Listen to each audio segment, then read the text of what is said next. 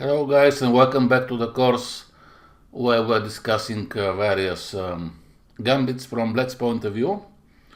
And today we're going to continue with gambits against the first move d4. I think against c4 we have seen a couple of them. There are not that many who deserve attention. Most of the gambits who Black can employ are mainly against d4.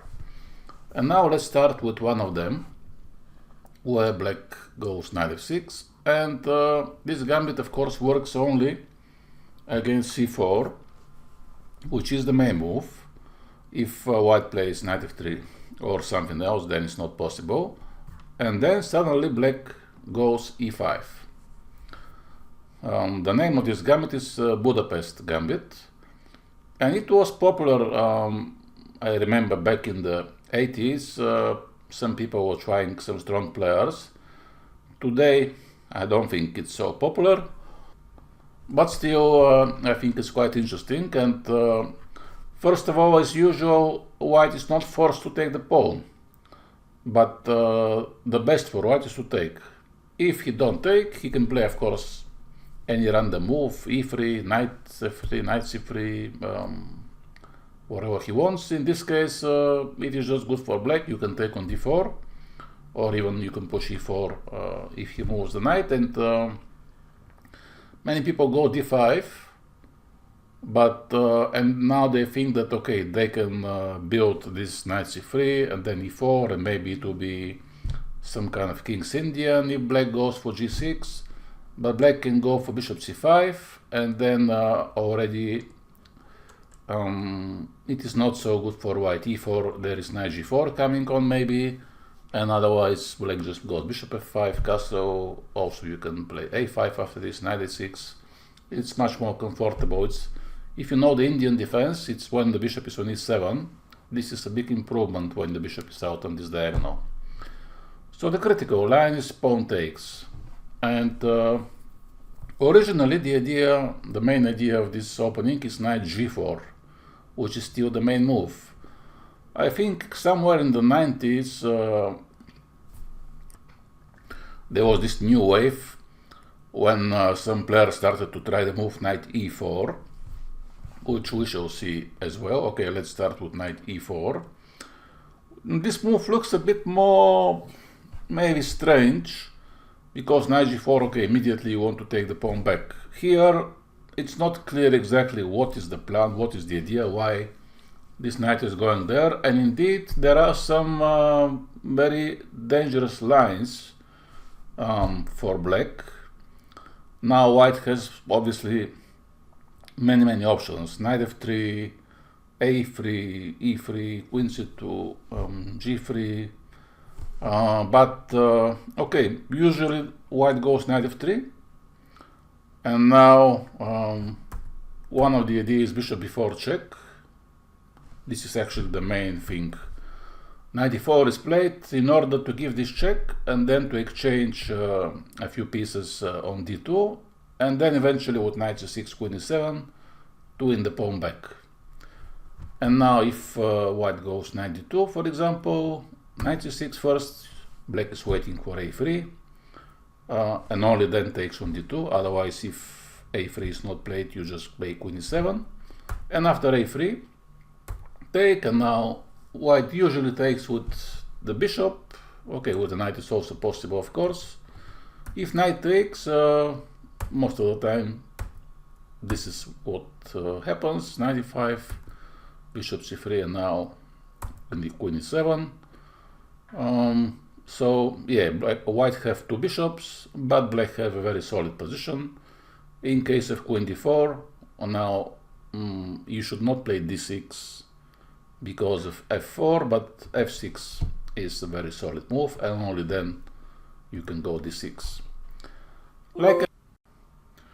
And actually here the main move is bishop takes d2, as I told you, instead of knight d2. And in this case, Black should trade this bishop, and then you go for the pawn. White, of course, can defend with the queen. Normally, they go queen c3. And this is one of the critical lines in this setup, where now black have to choose which way to castle. He can castle short, of course, and then the plan is rook e8. If you are able to take the pawn, it's of course just normal position equal. The only way for white to try to defend is to bring the rook to d5. And in this case you have to go b6. Let's say white develops as well. Bishop here, bishop e2. And now rook d8 is the main move, in order to bring the knight back to b8 and not to close the rook. And if white goes back, you go bishop f3, and then you take the pawn back. So this is one endgame, which of course is a bit passive for black, but it's very solid. It's most likely to be a draw, but yeah, white of course has some pressure. Or you can choose the line which is actually the main one, instead of castle, to go b6, and then to castle queenside. Okay, now we castle queenside. White also castles queenside in order to bring the rook to d5. And here, this position, okay, again, of course, bishop f3 is an option, but knight c6, if you don't want to trade your bishop, you can just go back. And there are a few games, of course, which have finished with repetition, where both players were happy with this, so this can result in a draw in this system. Black can also play knight c6, but this move is a little bit more risky, because in many occasions black just have to play without a pawn. Now, again, there are various, of course, options for white. Let's say a3 is a very common move in general, also in the other line, in order to prevent those checks. And simply here black normally plays d6, and if white takes, the idea is that you quickly develop with castle, bishop f5, then rook e8, and try to attack with your minor pieces.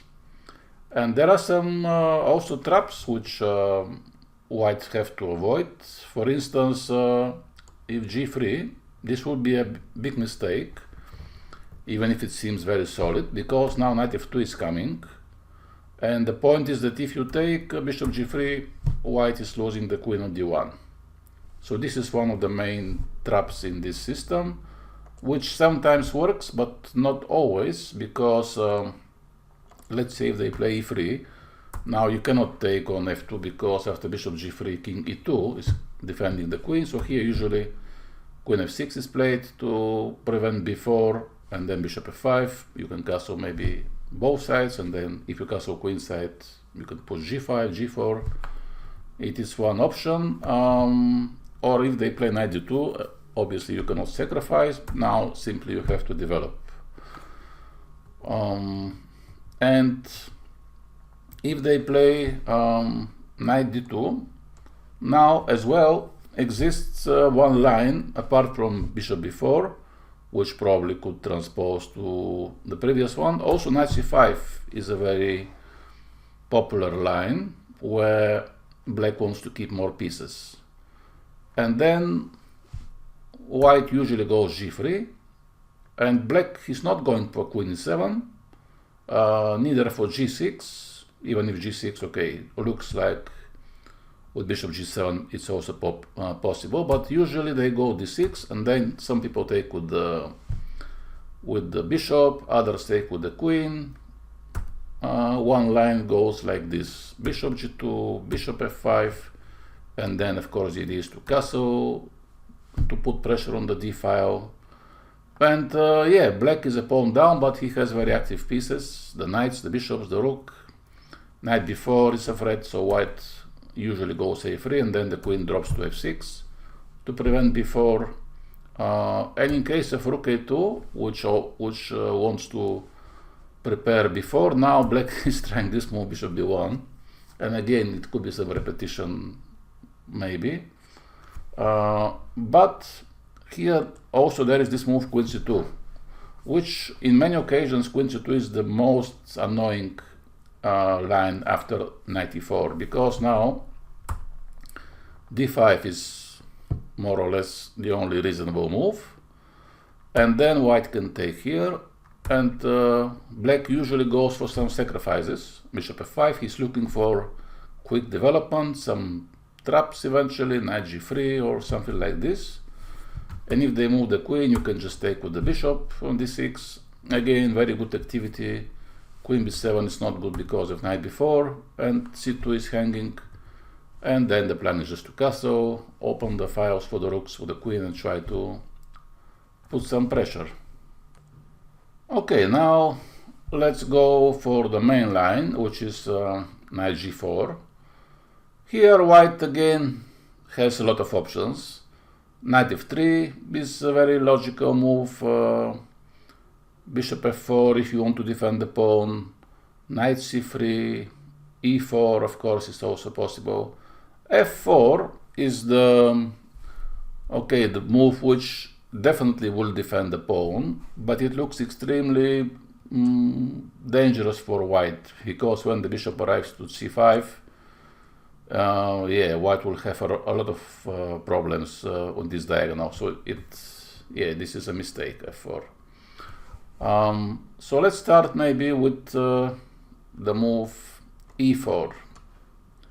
e4 is attacking the knight.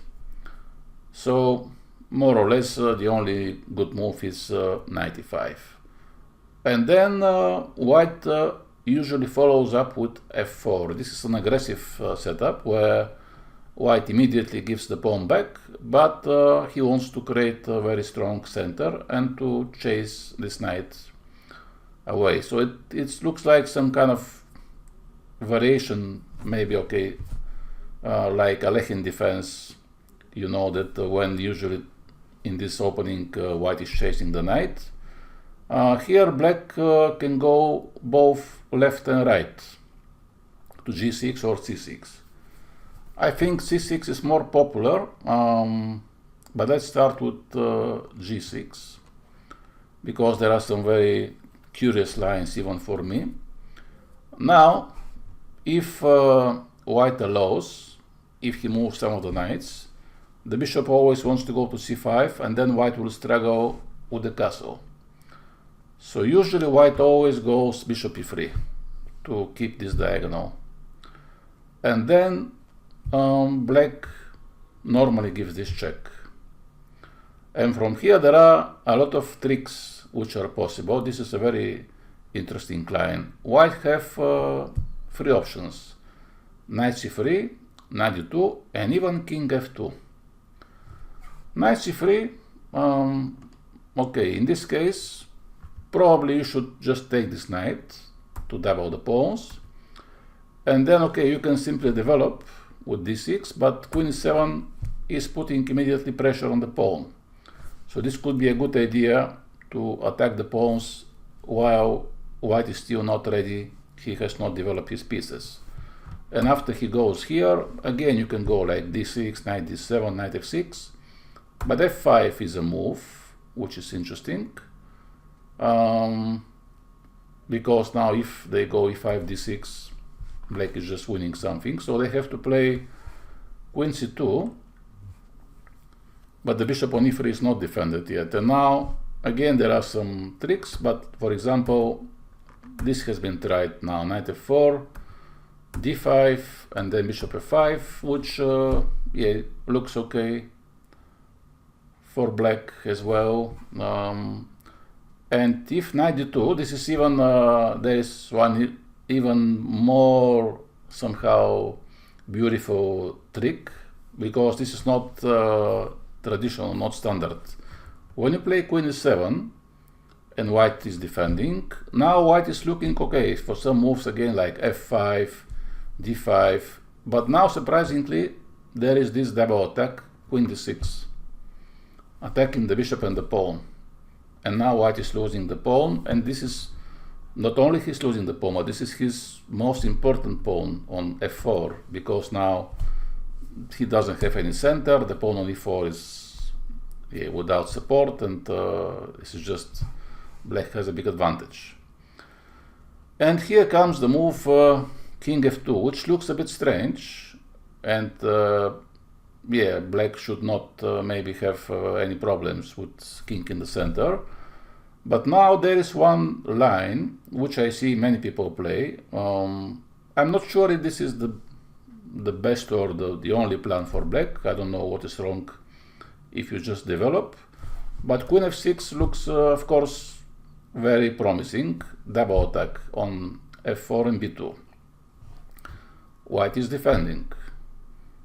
And now black has to take the pawn. Otherwise, if you don't take the pawn, what is this queen doing maybe there? White at some point will play g3, knight c3, and knight d5. And the idea is that, okay, when black takes, it seems that white is winning the queen. But black makes this sacrifice. He gives the bishop. White normally takes. Now black takes the rook. But this is not all, because now the line continues. It's a very, very long line. Queen a2 is the only move. Bishop g7, okay, rook g8 is not so dangerous. Knight c3 is the critical line. And now queen c4, I think, was a mistake. Maybe the knight jumps somewhere and then the bishop is attacking the queen. So queen a5 is the best move to defend on c7. In case of knight d5, now already white takes and he goes back to g7. And here white has some compensation. He is exchanged down, but he has those pawns on the king side which he can try to push. Knight d5 and knight f6, of course, is the main threat. And if black plays c6 to block knight d5, then the knight on b8 and the bishop on c8, they will be very bad. And maybe white can go e5, knight e4. So the main move is this. Of course, white immediately jumps there, black takes, and now this is one possible line. There are many games in this position. Now white takes this knight, rook g7, so black is defending, but now h4 is coming, so it's very interesting line. This is a move now, this has been played, and now white goes knight e8.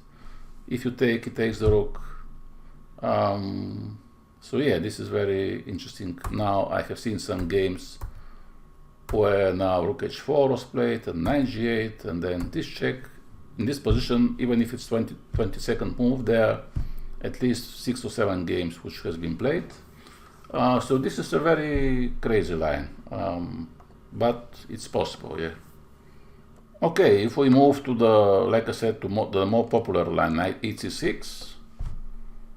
Of course, now it looks like, okay, this knight is taking away the square of the knight on b8. So often this knight goes to a6 and then to c5, or after you move the bishop, you can go d6 and knight d7. This is also fine. Now again, bishop e3 is the main move, and black gives this check, knight c3. And now one interesting line is queen h4. And then you take here, and then you go back again, trying to put pressure on the pawn. And then you go knight a6, and you want to go knight c5. And this will be very bad for white if he plays knight f3, knight c5, because the pawn is hanging. And he don't want to take bishop c5, because then he gives the dark square. So he usually has to play this. And probably knight c5 will be met with queen d5, I suppose. So usually they play b6, knight f3, and then knight c5. And now white sacrifices this pawn. But if you take rook e1, and then it's dangerous. So usually black is just developing. White at some moment has to push the pawn, and then you castle queenside. And the idea is, I suppose, d6 to open the d file, rook e8 maybe. The knight on c5 looks very solid, so this is, it seems to me okay. If you don't want to give this check on b4, there is the alternative. You can go knight a6 first, and then to trade the bishops as well. I think it's okay. for example, something like this. Black is just developing, and then you play rook e8, bishop g4. It's also normal position. And if white doesn't play this move, let's say he starts with knight f3, again, you just take this diagonal, and then you develop castle. For example, this bishop goes to g4, then maybe knight d7 or knight a6, and everything is fine. All the pieces are out, and black has a normal position. Okay, now let's start to look some of the main lines. After knight g4, one of the main moves, of course, is bishop f4, where white wants to move the bishop out and then to play e3. So in this case here the main line is knight c6, knight f3, and then here you have to be careful not to go for this line, which looks very natural, queen e7, but this actually is a mistake, because after knight c3 the problem is that here take is coming knight d5 and black is losing, because you have, this is the only move to defend everything, but now after queen h5 there is no f6, so there is one check, but they just move the king somewhere and black is losing the knight. So yeah, this is not a good line. Here you have to go for the line of bishop b4, which now can result in, depending on if white plays knight d2 or knight c3, also can transpose to the other line, which is if white starts with knight f3. So maybe let's try to understand what are the differences between knight f3 and bishop f4.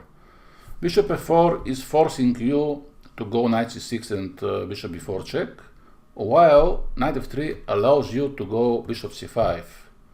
So bishop c5 is good only when the bishop is on c1, but not when the bishop is on f4.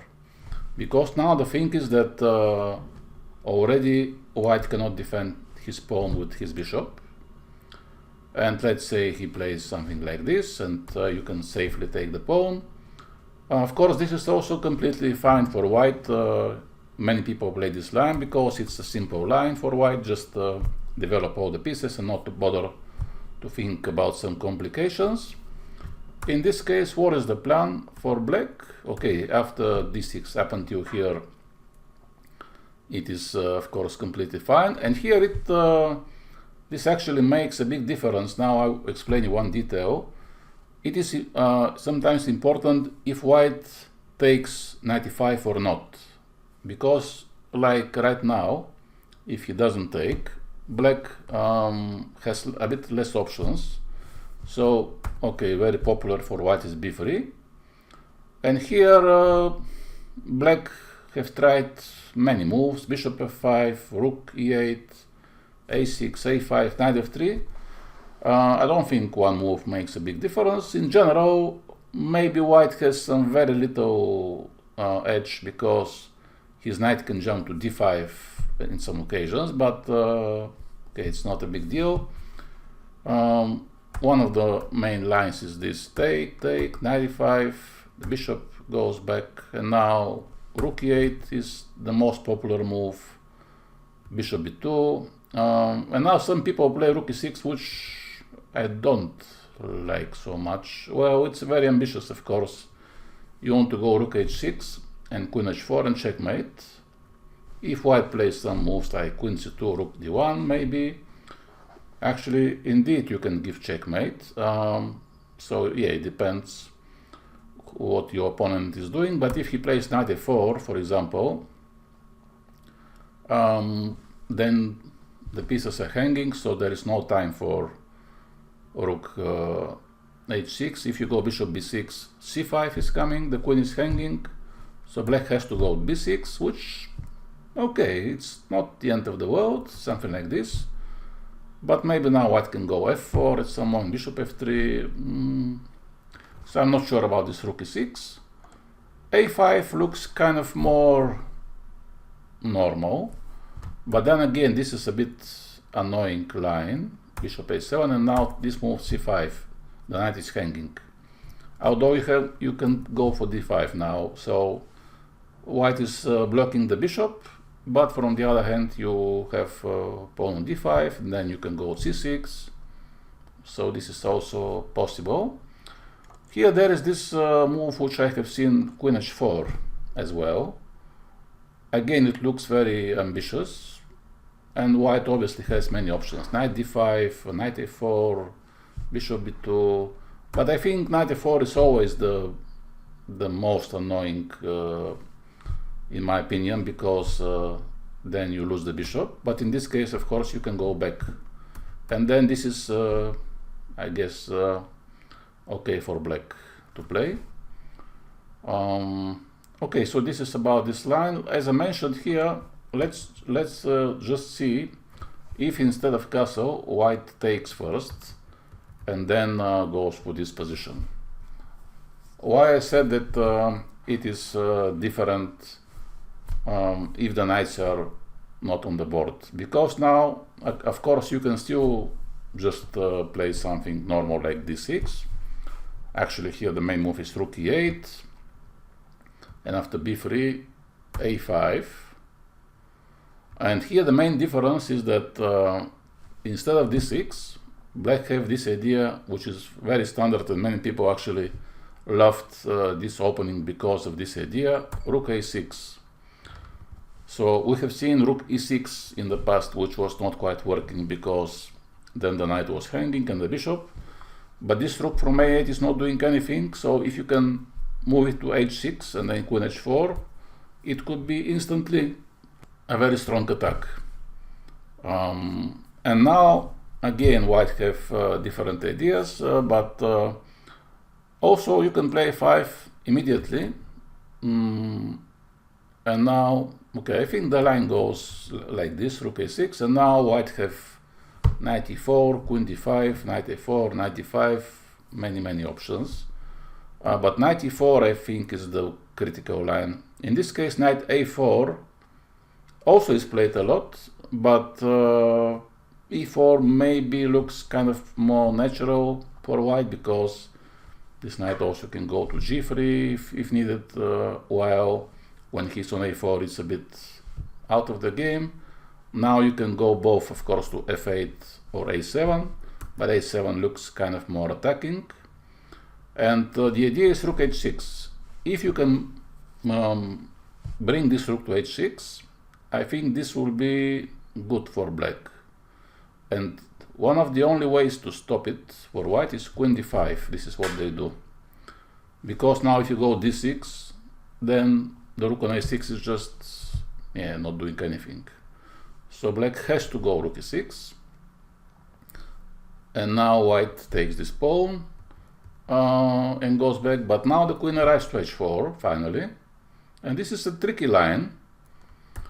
f4 I think is more or less the only move for white. Now we cannot move the knight because of queen g7, but rook h6 is coming, and h3, what else? And now again it looks like black is losing, but d5, he has to take something. It's not so important, I think. Okay, probably he has to take the knight. Now bishop h3 is coming, e6, very important move, threatening queen g7, f6 is the only move, and this is super complicated. Here there has been a few games, white took with a rook, with a knight, let's say, okay, this is one possible line, and now rook f6, queen takes, bishop takes, very complicated. In the end you can just trade the queens and take bishop e6, for example, and everything is equal after all those fireworks. But and this is one of the best lines for white, so even here black is fine. And if white goes like knight d5 and you bring the rook over, then queen h4 is threat, so white would have to play g3, but then you go d6, so the bishop can go to h3. Yeah, this is a very interesting line. Okay, so this is in case white just develops and doesn't do something special. You have to remember bishop c5 is a good line, and then it is this knight c6, and you just take the pawn. Now let's see this critical line with bishop f4 and bishop b4. White can go now knight d2 or knight c3. Knight c3, here black usually goes queen e7 again to attack the pawn, and white is defending with the queen. And what to do here now? White wants to play h3, and this will be very annoying because we don't have where to move this knight. We have to go to h6, which is not so good. So black has to do here something quickly. And now there are two options. One is queen a3 to attack the pawn on c3. Usually white is defending with the rook. Now queen a2 is not good because of h3. So you have to play f6 to bring the knight into the play. White usually takes, and knight takes, and the queen goes back. And now black simply have to develop castle, bishop somewhere, and again black is a pawn down, but white has those double pawns. Black have now very easy development in the next few moves. Some of the lines are when white plays knight d4, he wants to go to b5 maybe, and now black castles. Okay, knight d5, queen a5 is still not dangerous, and f3 now. This is the important move for white to build a center and to cover the e-file, and then black usually goes here, and this could be also some repetition with knight d4, queen c5 if white maybe wants. So this is with queen a3, or directly black can play f6 without this queen a3, and then in this case white usually goes to d3, not to d2, because knight e4 sometimes could be with the tempo. And now the plan for black is castle followed by knight e4 to attack with the rook, the bishop, bishop f5, rook e8, and everything in the center. So black, okay, now castles, bishop g2. In this variation, when white plays g3, the bishop is defended. So most people don't go for knight e4, but they go for this move. And this is one possible line where black is just playing for compensation. Yes, there is some compensation for the pawn. It's unclear position. So yeah, this is maybe the line which is the most critical, where white can keep the pawn and to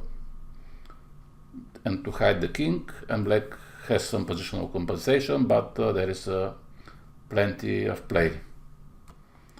And if white plays knight d2 instead of knight c3, again simply queen e7, e3, and then knight e5. This is a very popular line, which is very solid and no problem for black.